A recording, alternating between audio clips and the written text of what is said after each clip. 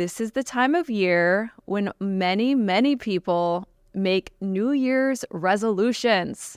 Now, I've certainly spent my fair share of years sitting down, coming up with several New Year's resolutions.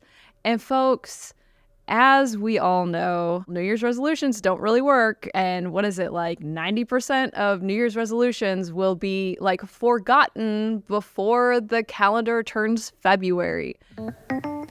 You're watching Developing Potential with Diana Keuilian. Hi, friends. Welcome back and happy holidays. We are in that space in between Christmas and New Year's where just food and family and friends and having a good time is really the focus of the week. And so I do hope that you're having a wonderful time with your family and friends, hopefully getting some time off work and eating some delicious foods, and really hopefully having some time to rest and reflect and take care of yourself. Because life can get so busy. And unfortunately, sometimes this week in between Christmas and New Year's can actually be really packed and busy and stressful. But I'm hoping that you can take a few moments or hours to yourself to really just regulate and to appreciate the fact that you've made it through another year, which is an exciting thing and a blessing that we're all here. And I want to thank you for joining me during this holiday season when you could be doing a million other things. So we're going to keep it short and sweet today, but we are going to do some self-development because that's what we do here together. And so the focus today is really looking forward to the next few days, and we have New Year's Day coming up. It's on all of our calendars, and we know this, that January 1st is coming, and this is the time of year when many people make New Year's resolutions. Now, I've certainly spent my fair share of years sitting down, coming up with several New Year's resolutions. And folks, as we all know, New Year's resolutions typically do not stick. And this is a statistic that's just out there in the world. And people, it's like as much as we love to make a New Year's resolution, we also love to comment that New Year's resolutions don't really work. And what is it, like 90% of New Year's resolutions will be like forgotten before the calendar turns February. So what do we do about that? As people who are on a self-development journey, who want to get better, right? We want to improve ourselves. That means improving our health, our fitness, right? We want to improve our relationships. We want to just improve our attitudes and our mindsets. We want to push forward in our careers and in our aspirations. So what do we do as this big momentous, the calendar turns to the very first day of a brand new year, and it's like this blank slate in front of all of us. And for those of us who really do want to continue improving, it can feel very exciting. And I hope that you feel a little bit of that excitement, just knowing that there's possibilities ahead of you in the coming year.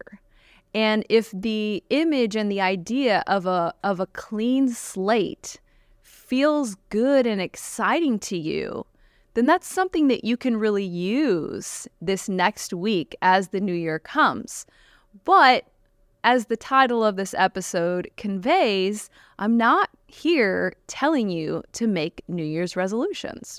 And I kind of want to share a little bit of a different idea to capture this feeling of excitement and to capture this feeling of desire for improvement that we automatically feel this time of year, to capture that and to really direct it in a way that I think is more productive than making a list of New Year's resolutions. So, to begin, let's talk about how it typically goes down. Now, this is my experience, and I'm curious if this is your experience as well. But for myself, it's typically about this time. There's a couple years left, or there's a couple of days left in the year, and I'll take some time with a notebook, and I will list out essentially aspirations for the new year. They're not really specific. They're not SMART goals, right? They're not really specific and measurable, and they're not really something that has a plan attached, but it's aspirational, and they're usually pretty general. And this might sound familiar to you, like lose weight, right? Get in better shape, eat healthier, travel, read more books. Like, there's so many big general categories of life that are typical for a New Year's resolution. And I would make a list of these big general aspirations, and I would feel maybe a glimmer of hope because, I really want to improve on these different things. And then the clock turns to midnight and it's New Year's, and the first couple of weeks of January, for me, I used to really put a lot of effort out towards trying to make some progress towards these big aspirations. And, putting out a lot of effort all at once is very short-lived, right? We can't sustain putting out a bunch of extra effort towards these big aspirations for very long before we get burnt out. And then it just kind of goes away. And so instead of doing that, what I've found is very, very effective for pushing yourself towards your self-development goal. Because really at the base of New Year's resolutions is I want to improve myself, my habits, my lifestyle towards these specific directions. And so I want you to think of this idea of stacking monthly lifestyle tweaks. So I'm going to say that again. So we're going to stack monthly lifestyle tweaks. Now, what I mean by that is instead of trying to bite off these big aspirations at the beginning of the year, taking each month of the new year to focus on one very narrow, very specific part of your lifestyle that you can tweak in a way that gets you a little bit closer to this next version of yourself that you're going for. So I wrote out a bunch of ideas for each of the 12 months of the year, and let's go through them. So first things first, in January, most of us are thinking about weight loss because we spent November and December enjoying food and really not focusing as much on our exercise and on our activity level and on our health, right? It was kind of like indulge and enjoy and have fun. And we're still kind of in that right now, but we know we're coming to the end of it. And you probably feel like almost a little bit like you need to cleanse or you need to take a break from indulging. And a lot of us feel like, man, I might be a few pounds heavier than I'm comfortable, right? And so weight loss is on our minds the beginning of January.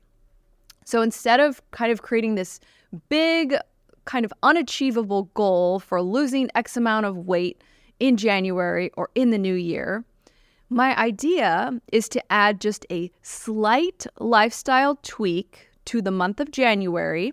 And they're stacking, so you're going to get used to it in January, and then you're going to continue it the rest of the year, is to start by creating a fasting window. And this is just my idea for a small little tweak towards losing weight, but yours could be something different. So essentially, when I say a lifestyle tweak, it's something that's pretty painless, right? So for me, I already enjoy fasting. This time of year, I kind of loosen up my window. So going into January, it's just going to be going back to really tightening up like, hey, these are the hours in the day that I fast. And if you haven't tried fasting and you want to start, it could simply be, starting your food intake for the day like 2 hours later than normal. So if you normally wake up and you have breakfast at 7, if you were to start adding in just this little bit of a fasting window, then you can start eating at 10. So that would give you 3 additional hours of fasting every single day, because it quickly just becomes a habit. It's not something that you have to put effort out for, right? This is something that just becomes automatic. And this is how we maintain this through January. It's ingrained in our lifestyle, and then we continue it on for the rest of the year. So this is how we're making this practical and not just something where we start out hard and then we burn out fast. This is the opposite of start out hard, burn out fast. This is do something very subtle to tweak our lifestyle in the right direction and then maintain it long term. This is just a different mindset.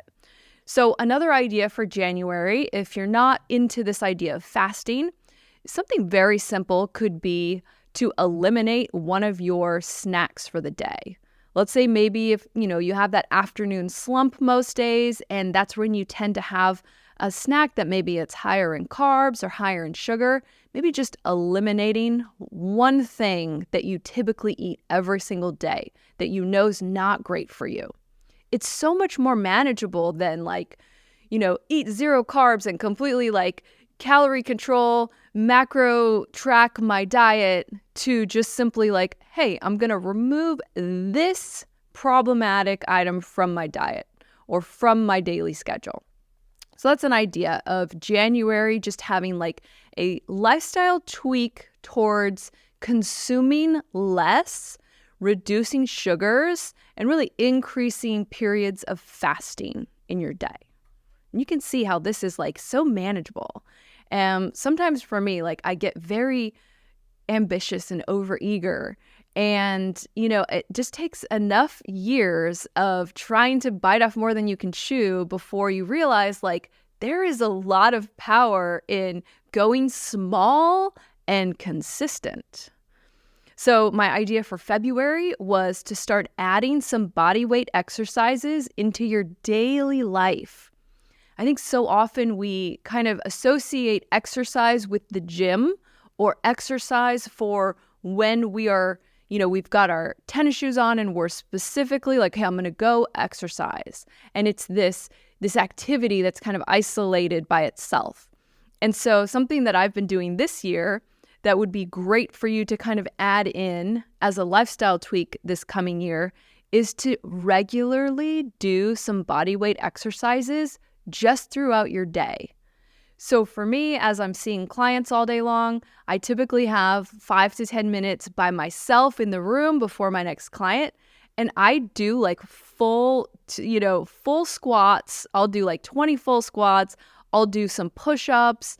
I'll do just a few things where I'm utilizing my own body weight. It's not an intense workout. I'm not sweating, right? But I'm putting my body under a little bit of resistance.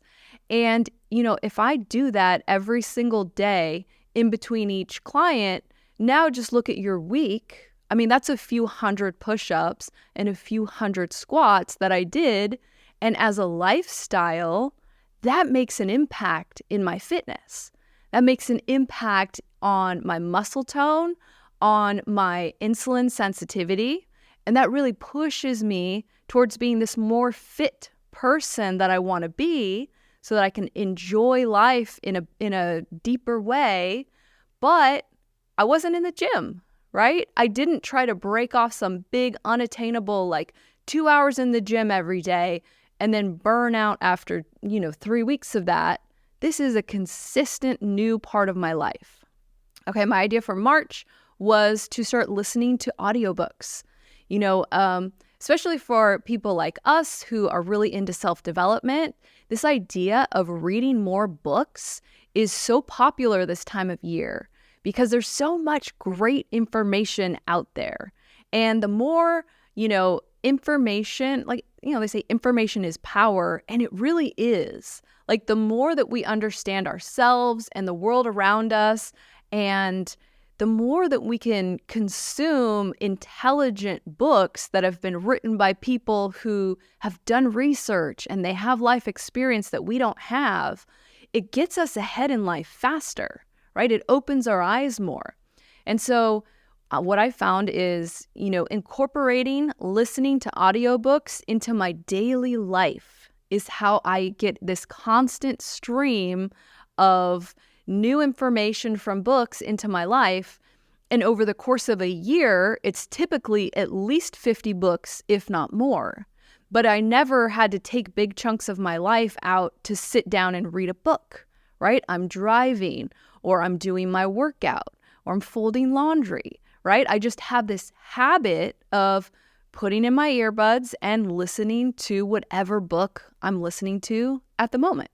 So that's a little lifestyle tweak you can add to one of your months. Another one, and I wrote this for April, is carrying a water bottle, like increasing your hydration, which again, it's such a small thing, but when you make it a lifestyle, part of your lifestyle where you're taking in enough hydration, it really makes an impact in your health, in your energy levels, and in your weight loss. Okay, for May, I said picking up an act of self-care to regularly do. And we've talked about self-care on this show before.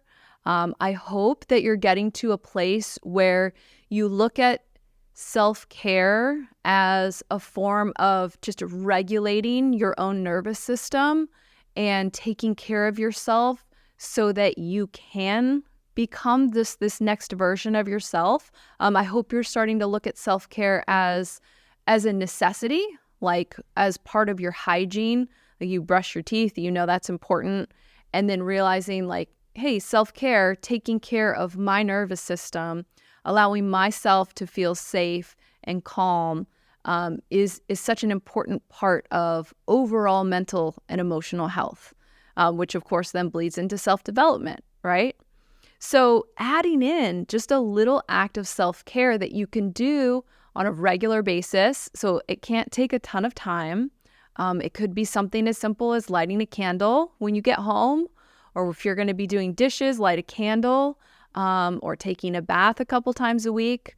There's many things we can do for really nurturing and caring for our physical body.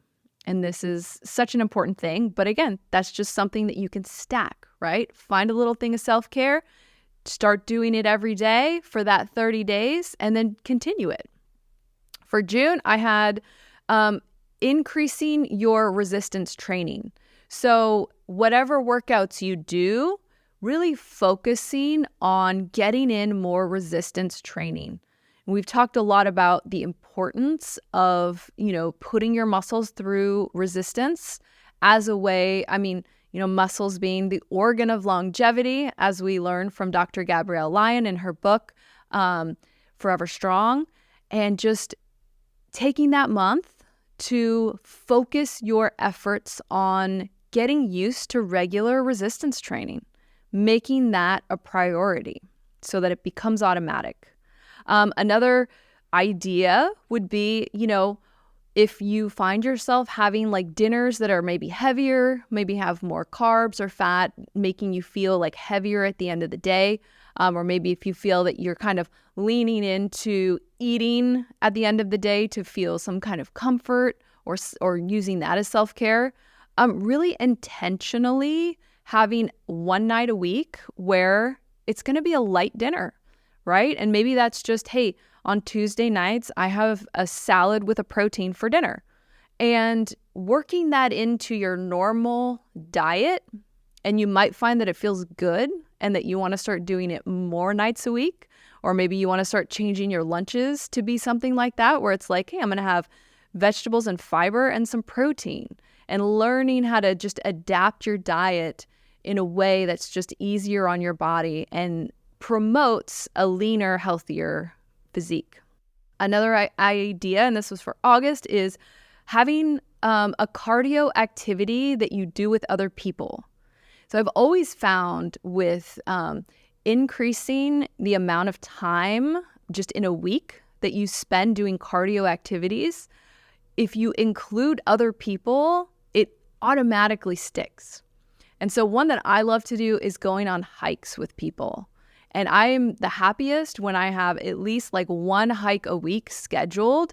And when it can be a time where you're also connecting and relating to another person, then it's such a great way to be getting the benefits of working your cardio system without feeling like, oh, I'm adding more exercise to my life. Another idea is to add in some journaling time. And so we've talked before, if this idea of like journaling is kind of overwhelming or you don't know where to start, just doing at the end of the day, finding your win of the day, like what was the thing I accomplished today, or what was my big win today, and making a note of that. And then in the morning, finding a gratitude thought. What am I really grateful for in this moment that can just put me in a state of being open? And so building in that just small, tiny habit has such a big impact when we stay consistent with it. Another idea is to have a few days a week, or maybe it'll be, like Monday through Thursday, which are like the days where we typically get the bulk of our work done for the week, where you avoid sugar, right? Like these are my sugar-free days. I'm not going to eat anything with added sugar in it. I'm not going to have dessert. I'm not going to have a cookie after lunch. Like these are my days to keep my body free of sugar. And then maybe Friday, Saturday, Sunday, you indulge the way that you want to. And maybe just starting out with one day a week. Maybe it's like Mondays. Like Mondays, I'm going to really focus on work and I'm just not going to eat sugar. So that's another simple little lifestyle tweak that you can make that over time can have a really big impact in getting you towards that next version of yourself. Another idea is really just paying attention to your sleep schedule, right? So often we get into a habit of like going to bed a little bit later and then, we still have to get up at the same early time. And so just sacrificing sleep. So maybe for a month you track your sleep and you have a sleep goal, right? You have a goal of getting 7 hours or 8 hours of sleep every single night and just focusing in on that one aspect of your lifestyle. So really to recap, I am suggesting that you don't sit down and write a list of these really big aspirational New Year's resolutions, but instead you focus on stacking some lifestyle tweaks all throughout the year, giving yourselves that full 30 days to get accustomed to a small lifestyle tweak, and then the next month stacking another one right on top of the one that you already just got accustomed to. And this is a way to make 2024 just such an impactful year full of meaningful self-development. So that's all I got for you today. I hope you enjoy your holidays, and thank you so much for joining me, and Happy New Year. Thanks for watching Developing Potential with Diana Keuilian.